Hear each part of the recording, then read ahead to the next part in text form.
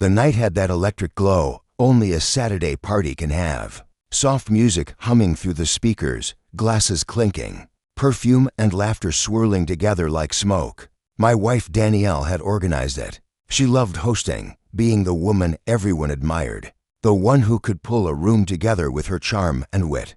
I'd always been proud of that side of her until that night when her idea of fun twisted into something far darker, something I couldn't ignore anymore. I arrived a bit late, still in my work shirt, sleeves rolled up, just in time to hear laughter rippling through the crowd. Danielle was standing by the kitchen island with a group of friends, and one of them, her close friend Ethan, was leaning too close, too comfortable. I'd met him a few times before, the kind of man who thinks his charm gives him permission to say whatever he wants. As I walked in, his voice carried over the music. "Oh, look, there's the man of the hour, Danielle. How do you handle him? Must be exhausting, huh?" The group laughed. A few awkward chuckles floated around, but most people could tell the joke was aimed to sting. Danielle smirked, brushing her hair back. "He tries," she said lightly, glancing at me. "But yeah, sometimes it feels like I'm raising a second kid." The room erupted with laughter. Everyone looked at me, waiting for me to play along, to smile, to shrug it off. But I didn't. I just looked at her, really looked at her, and felt something sharp twist inside me. I walked over slowly, calm as ever, took my glass from the counter, and said, "You're right, Danielle. You are raising a kid. Except tonight, he's the one who's about to remind you how adults handle disrespect." The laughter died instantly. The air in the room thickened, heavy with silence. Ethan straightened, his grin faltering. "Oh, hey man, I was just joking." I tilted my head, smiled, and replied, "So am I, but the difference is mine actually lands." A few people choked on nervous laughter, but most stayed dead quiet. Danielle's smile vanished, replaced by fury. "You're overreacting," she snapped, her voice sharp. "Apologize to him right now or we're done." That word "done" hit like a slap. She said it so easily, as if ending our marriage was just another punchline for her audience. I stared at her for a long, quiet moment. Then I set my drink down, straightened up, and said evenly, "Okay." She blinked, confused. "Okay, what?" she asked. I looked her dead in the eye. "Okay, we're done." The crowd went dead silent. Ethan muttered, "Man, come on.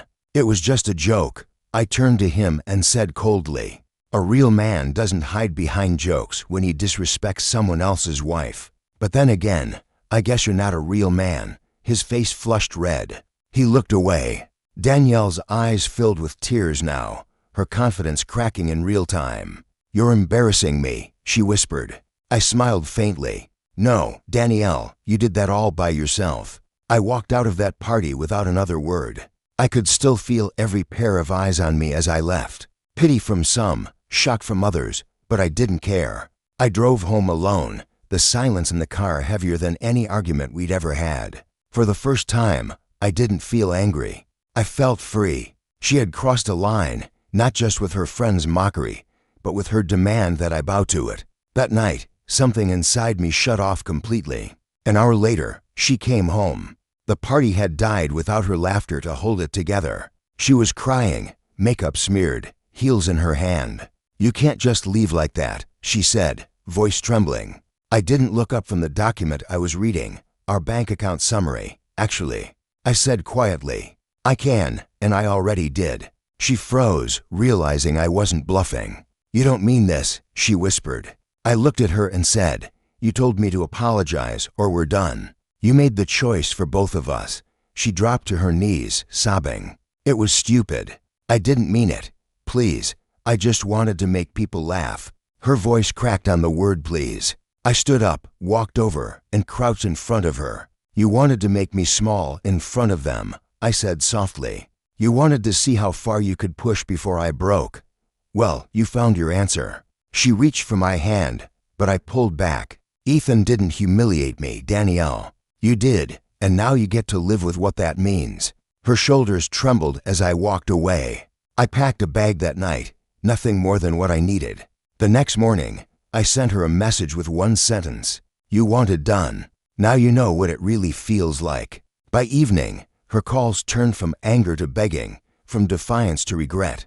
But I didn't answer. For once, I let silence do the talking. The same silence that had filled the room when her joke fell flat and her pride finally shattered. She wanted power that night, wanted to show everyone she could put me in my place. Instead, she learned what it feels like when the man she thought would never leave finally does.